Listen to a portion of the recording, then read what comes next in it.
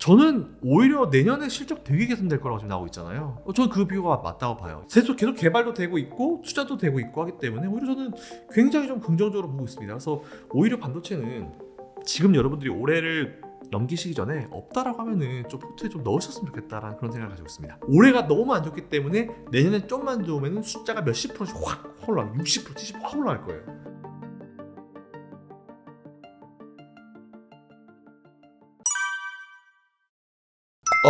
옛날부터 추천해라라고 하신 분은 저를 늦게 하신 분이죠. 저는 사실은 삼성전자를 정말 강력하게 밀었을 때가 언제였냐면은 2020년도 3월이었습니다. 코로나 때. 그때부터 밀기 시작했고, 그때는 뭐 거의 뭐 4만 전자가 아니면 5만 전자, 하여튼 거의 이런 시점이었고, 중간에 올라오면서도 사실 저는 계속 좀 강조를 드렸어요. 근데 제가 우리 채널에 좀 빨리 나왔어야 되는데, 뭐 다른 채널에서는 이미 그 전부터도 뭐 TV도 그렇고 많이 좀 말씀을 좀 많이 들어왔었고요. 근데 제가 감히 말씀드릴 수 있는 거는 지금 좀 올라온 것처럼 보이시죠? 근데 저는 지금도 괜찮다고 봅니다. 네, 물론 사람 마음이란 그래요.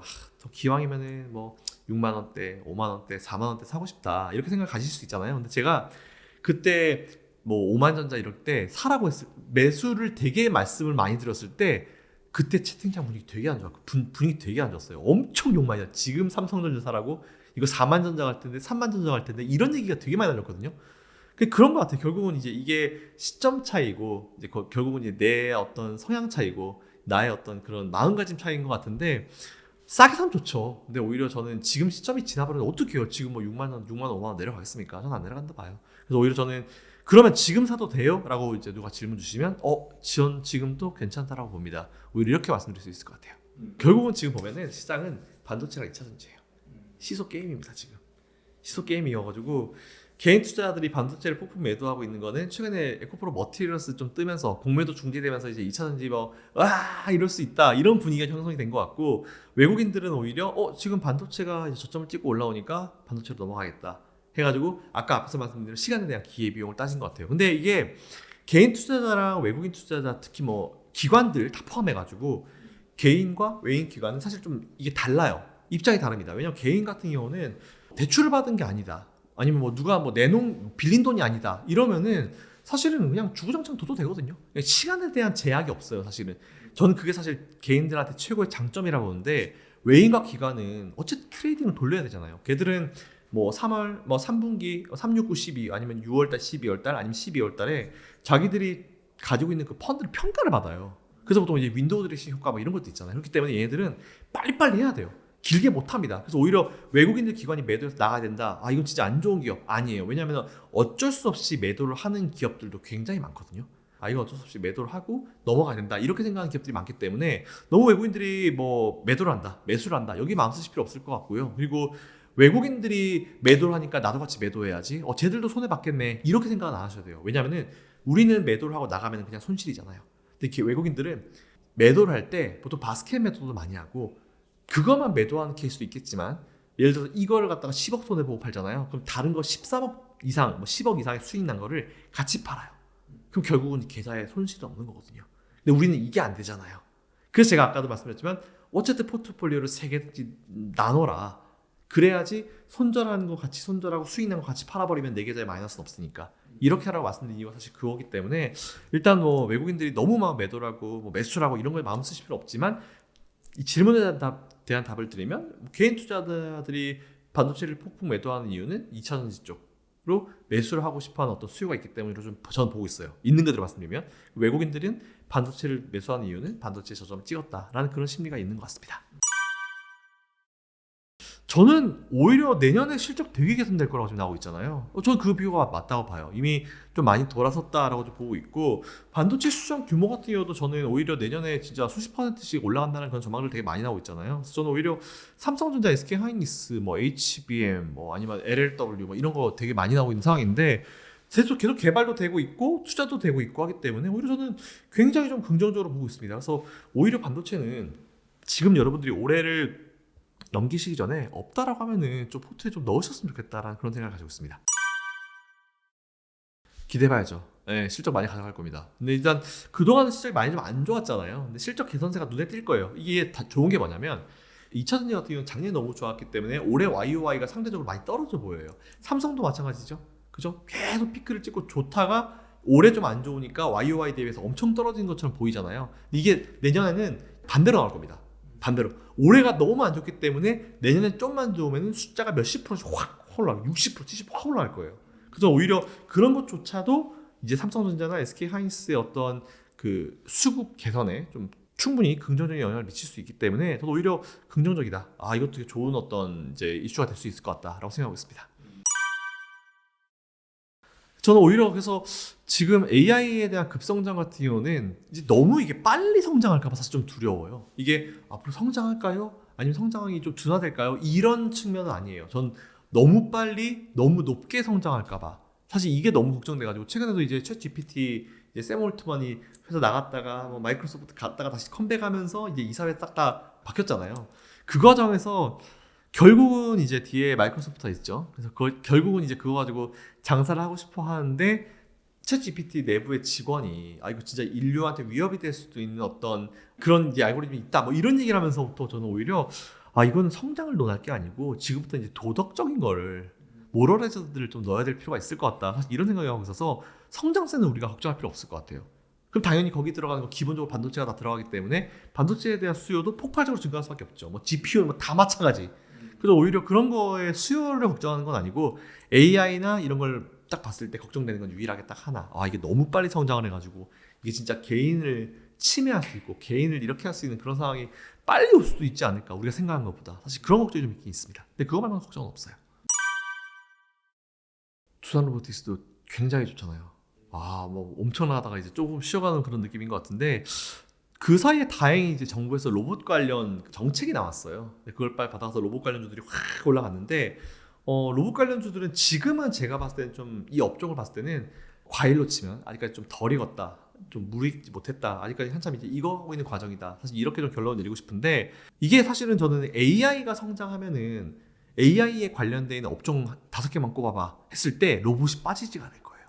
로봇과 AI는 무조건 같이 갈 수밖에 없거든요. 그렇기 때문에 지금은 뭔가 로봇이 뭐 우리의 기대나 이런 거에 미치지 못한다 하더라도 사실 정부가 이번에 이제 투자를 이제 이런 지원책을 마련을 하고 법적인 어떤 부분들까지 좀 많이 만들어 주게 되면은 그때부터 진짜 편하게 투자가 가능해지거든요.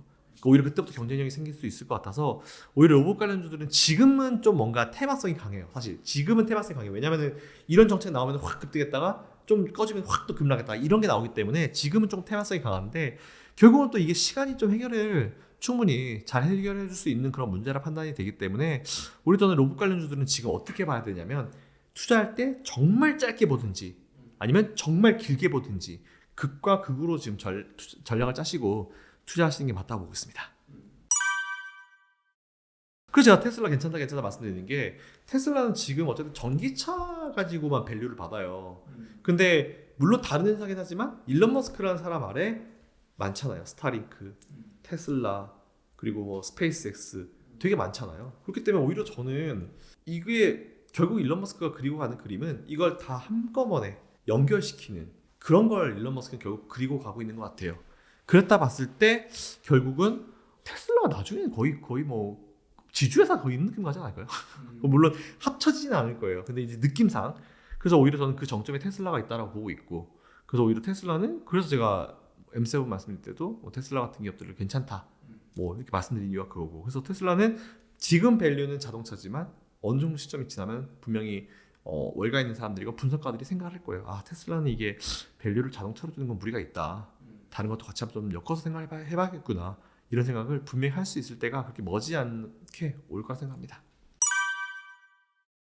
그거죠. 결국 삼성전자냐 에코프로냐 거의 그거랑 똑같고 반도체 ETF 같은 경우는 이제 ETF가 사실 좋은 게 그거잖아요. 난 삼성전자 사고 싶고 SK 사고 싶고 되게 많이 사고 싶어. 그랬을 때 ETF를 사게 되면 그 모든 걸 한 번에 살 수 있는 그런 효과를 가지기 때문에 ETF는 저도 괜찮다라고 말씀을 좀 많이 드려왔죠. 그래서 일단은 지금 2차전지를 제쳐놓고 이제 반도체가 올라간 거는 반도체가 이제 저점을 찍고 D램도 가격이 돌아섰다라는 그런 소식을 접한 반도체를 좋아하는 분들의 어떤 열망이 좀 많이 들어간 게 아닌가, 기대감이 좀 들어간 게 아닌가라고 좀 생각하고 있습니다. 투자 금액에 따라 다를 것 같아요. 근데 ETF 같은 게 배당이 안 나오잖아요. 그래서 오히려 배당 같은 거, 배당이나 수익률을 같이 좀 노리겠다 하시는 분들은 오히려 저는 직접 종목을 사시는 게 낫죠. 삼성전자나 SK하이닉스. 투자금 크신 분들이 보통 이렇게 많이 하시더라고요. 투자금 크신 분들이 종목을 사면서 배당까지 같이 이렇게 하시는데 나는 이런 배당은 괜찮고 그냥 정말 안전하게 투자하고 싶다 하시는 분들은 그때는 이제 반도체 ETF 이게 맞는 것 같아요. 투자 규모나 아니면 스타일에 따라서 다를 것 같습니다. 5천만 원 이하라고 하면 좀 개별 종목이 낫다 보고 있죠. 기왕이면 배당도 얼마 안 되긴 하지만 몇 프로 안 되긴 하지만 그래도 배당 나오는 게 크죠. 이게 쌓이면 큽니다. 그래서 오히려 저는 투자 금액이 5천만 원 이하라고 하시면은 직접적으로 종목을 매수하는 게 낫다. 네, 그런 의견입니다. 많이 따라잡았죠. 사실 원탑이었습니다. 원탑입니다. 지금도 현재 원탑이고. 근데 그게 사실 그럴 수밖에 없는 게 TSMC는 파운드리 30년을 넘게 한 기업이에요. 삼성전자는 이제 파운드리 키켜봤자 10년 전 한 기업인데 그게 말 똑같아졌다. 뭐 삼성이 오히려 더 잘한다라고 하면은 세상 진짜 불공평하죠. 근데 세상은 공평합니다. 들인 시간 대비해서 고객 수 그리고 들인 시간 대비해서의 기술력 이건 뭐 어쩔 수 없는 부분이기 때문에 이건 물리적으로 건질 수 없는 거기 때문에 뭐 너무 당연한 것 같고요. 오히려 저는 제가 봤을 때는 지금 삼성이 이번에 엄청나게 따라오고 있었던 계기였던 것 같아요. 다들 좀 뭐 테스트 웨이퍼를 좀 줄이면서 투자도 좀 조심하면서 이제 하고 있었던 시점이었는데 삼성이 확 투자를 하면서 결국은 이제 TSMC 수요를 따라잡았죠. 그렇게 되면서 최근에 이제 좀 마음 급한 저런 어떤 그 엔비디아라든지 이런 기업들이 원래는 TSMC 쪽에는 좋습니다. 그쪽이 잘하고 그리고 또 워낙 빨리빨리 주기도 하고 잘하니까 했는데 삼성 괜찮긴 한데 쟤들은 수율이 딸려 이런 생각을 항상 가지고 있었는데 수율을 따라잡았다는 얘기가 나오니까 오히려 이제 엔비디아 같은 데는 TSMC에 줬다가 사실 TSMC가 요즘은 그런 수요를 못 따라가는 것 같아요. 그런 기업들, 엔비디아 같은 기업들 수요를 못 따라가는 것 같아요. 그렇다고 TSMC 입장에서 무조건 수요 많다고 공장을 확 늘릴 수는 없는 법이거든요. 왜냐하면 너무 늘리면 나중에 이게 반대 상황이 됐을 때 정말 직격탄을 맞기 때문에 공장을 참 확 정말 엄청나게 증설시키기도 어렵고 그리고 안 하기도 어렵고 근데 지금 증설을 하고 있습니다.